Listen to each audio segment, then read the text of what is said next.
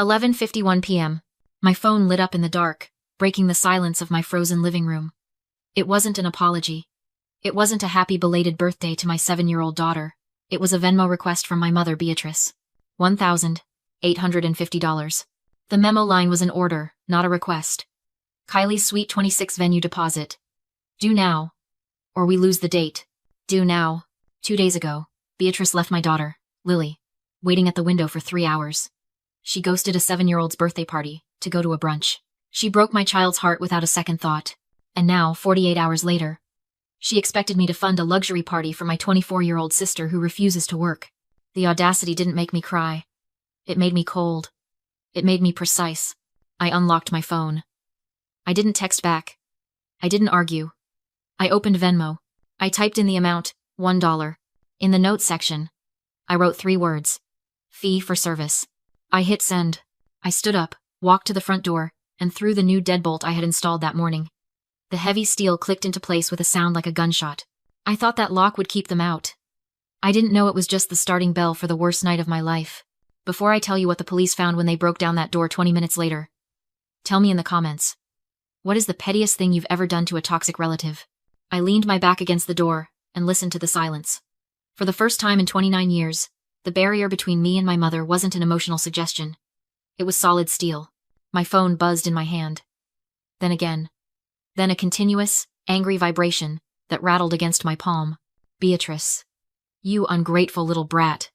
Send that money back right now. Beatrice. Do you think this is funny? Ignoring your family? Beatrice. Open this door, Jasmine. I know you're home. I see your car. I didn't block her. In logistics, you never destroy data. You archive it. I swiped the notifications away and walked into the kitchen. I checked the timestamp on the security feed. 11:58 p.m. I'm a logistics manager for high-priority medical freight. My entire life is built on precision, chain of custody, and knowing exactly where a package is at every second. If a shipment goes missing, I don't panic. I check the logs. I verify the seal. I lock down the perimeter. Tonight, my house was the shipment, and I was finally securing the cargo. I walked the perimeter of my new home. It was an old 1920s bungalow in the middle of a brutal Chicago winter. The kind of house that groans when the wind hits it. I checked the back door. Locked. I checked the ground floor windows. Latched. I checked the thermostat. 72 degrees. Outside, it was 10 below zero, a wind chill that could freeze skin in minutes. Inside, it was warm. It was mine. I walked into the living room, where my daughter, Lily, was asleep on the couch. She was wrapped in a heated blanket, her breathing slow and rhythmic. I tucked a stray curl behind her ear. She looked so peaceful, completely unaware that her grandmother was currently exploding via text message a few miles away. For the first time since I bought this place, I felt like I could breathe. I had done it. I had drawn the line. I had paid the fee. And now the contract was void. I went to the kitchen counter and opened a bottle of red wine I'd been saving for a special occasion. I figured surviving my family without apologizing counted as special. I poured a glass. The dark liquid swirled, catching the light from the overhead lamp. I watched it settle. I felt a smug, warm sense of satisfaction spreading through my chest. They couldn't get in. They couldn't hurt us. The locks were new. The walls were thick. The heat was running. I picked up the glass. I brought it to my lips, ready to toast to my freedom. Then, the hum of the furnace stopped. It didn't cycle down. It cut out. Instantly. A second later, the overhead light flickered and died. The room plunged into absolute, suffocating darkness. I froze. The wine glass hovering in the black air. Silence rushed back into the house. But this wasn't the peaceful silence of safety. It was the heavy, terrifying silence of a trap springing shut. I didn't move. I didn't breathe. In the pitch black, the silence of the house was so absolute it felt heavy, pressing against my eardrums. Then came the sound that stops your heart. Whoop whoop. It wasn't the distant wail of a passing ambulance. It was the sharp, aggressive chirp of a siren directly outside my window. Red and blue light exploded through the front curtains, strobing against the living room walls like a chaotic disco. My shadow danced violently across the floor. A voice, amplified and distorted by a bullhorn, tore through the winter air. Police, occupant of 2408 Maple Street. Exit the residence with your hands in the air. Do it now. I set the wine glass down on the counter. My hand didn't shake. My mind went into the cold, gray space it usually reserved for tracking lost medical shipments in a hurricane. This wasn't a welfare check. You don't bring bullhorns and strobes for a wellness check. This was a high-risk stop. This was swatting. Beatrice hadn't just called the police. She had weaponized them. I looked at the thermostat on the wall. The digital display was dead, but I could already feel the temperature plummeting. It wasn't just the power outage. The house was losing heat, violently. Faster than it should. I realized then why the furnace had cut out so abruptly. She hadn't just called 911. She had gone around the back. She had physically tampered with the gas line. She was trying to freeze us out. Lily sat up on the couch, rubbing her eyes, the red and blue lights reflecting in her terrified pupils. "Mommy? What's happening?" I moved to her instantly, crouching low. "It's okay, baby. It's just a loud noise. We have to go outside for a minute." "It's cold," she whispered, her teeth already starting to chatter. "I know. Keep the blanket." I walked to the front door. The pounding started. Heavy, authoritative fists against the wood. "Open the door, or we will breach." I unlocked the deadbolt, the same lock that had given me such comfort 5 minutes ago, and swung the door open. I was blinded. Spotlights from 2 cruisers hit me in the face. I squinted against the glare, raising my empty hands high. Through the haze of light, I saw them. 3 officers, weapons drawn, taking cover behind their doors. They were ready for a firefight. "Hands! Let me see those hands!" the lead officer screamed, his hand hovering near his holster. "I am unarmed!" I shouted back, my voice clear and loud. "I am exiting the house. With my daughter." I stepped onto the frozen porch. The wind hit me like a physical blow. 10 degrees below zero, cutting right through my thin sweater. And then I saw her, standing safely behind the line of police cars, wrapped in a thick fur coat, was Beatrice. She wasn't cowering. She was pointing. "That's her!" Beatrice shrieked, her voice shrill enough to cut through the wind. "She has a knife. She's on drugs. She's holding my granddaughter hostage. Officer, don't let her hurt the baby." She was performing. It was the greatest role of her life. The grieving grandmother, the savior, the victim. She looked at me, and for a split second, the mask slipped. She smiled, a tiny, tight smile that said, "You thought a lock could stop me?" The officer rushed up the steps, grabbing my wrist and spinning me around. "Turn around. Do it now." Cold steel clicked around my wrists. Not the lock of my door. The lock of handcuffs. Lily screamed. "Mommy! I've got the child!" Beatrice yelled, surging forward past the police line, her arms open wide like a vulture's wings. "Grandma is here, baby. Grandma saved you from the bad mommy." I stood there, shivering in the snow, metal biting into my skin, watching my mother rush toward my daughter while the police held me at gunpoint. The officer shoved me against the siding of my own house. The rough wood scraped my cheek. "Spread your legs. Do it now." I did as I was told. I felt his gloved hands patting me down, searching for the knife my mother said I had, searching for the drugs she said I took. 10 feet away, Beatrice was weeping into the collar of her fur coat, putting on a performance worthy of an Oscar. "Please, officer, be gentle. She's not herself. She's having a psychotic break." A psychotic break. That was her favorite narrative. If I was crazy, then everything I said about her was a delusion. If I was crazy, she was the victim.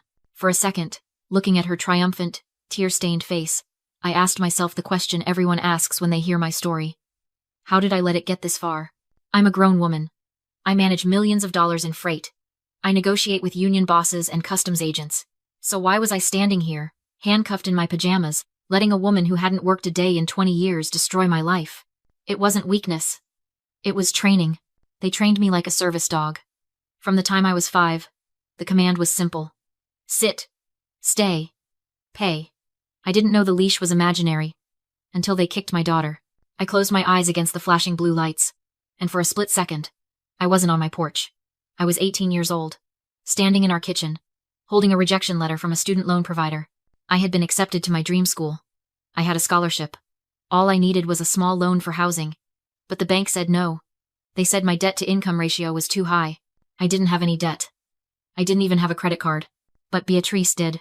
I found the statements in her drawer a week later. 5 credit cards opened in my name the day I turned 18. $65,000 in debt. Designer clothes, spa treatments, family expenses. When I confronted her, she didn't apologize. She cried. She collapsed on the floor, wailing that she did it to keep the lights on, to feed us, to survive. She weaponized her incompetence. You'd send your own mother to prison over money? You'd ruin the family over numbers?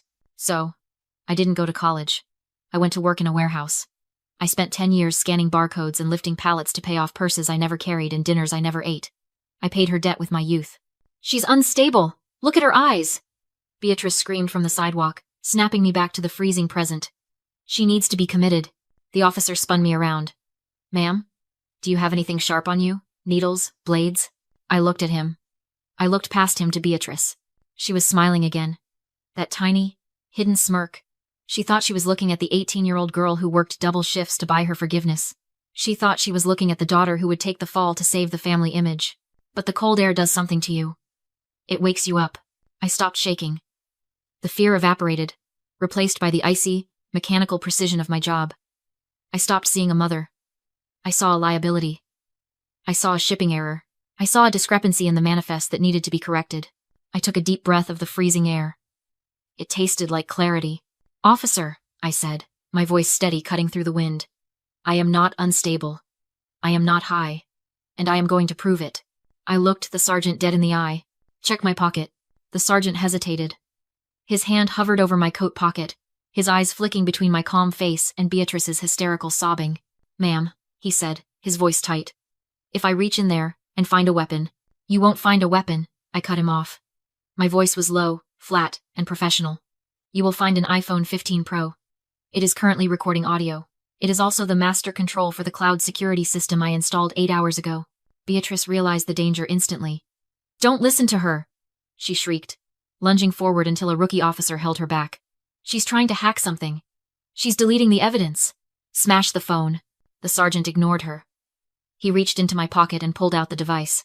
Unlock it, I said. Hold it up to my face. He did. The lock screen clicked open. Open the blue app, I instructed. Go to Live View. Then scroll back 15 minutes. Establish the timeline. In logistics, we call this chain of custody. When a shipment is disputed, when a client claims a package was damaged or stolen, you don't argue. You pull the logs, you show the timestamps. You prove, without a shadow of a doubt, exactly where the cargo was and who touched it. Tonight, the cargo was my sanity. The sergeant tapped the screen. I watched the reflection of the video play in his eyes. He saw the feed from 11:50 p.m. He saw me sitting on the couch, not pacing, not screaming, but scrolling on my phone. He saw the feed from 11:55 p.m. He saw me walk to the door, check the lock, and pour a glass of wine. No knife, no drugs, no hostages. He saw the feed from 12 a.m. He saw the lights cut out. He saw me grab my daughter and wrap her in a blanket to protect her from the sudden cold. The video was silent, boring, and undeniably sane. The sergeant watched it twice. Then he looked up. The tension in his shoulders dropped. He looked at the house, dark and silent. He looked at me, shivering in handcuffs. And then, slowly, he turned to look at Beatrice. She was still screaming, but the pitch had changed. It wasn't the scream of a terrified grandmother anymore.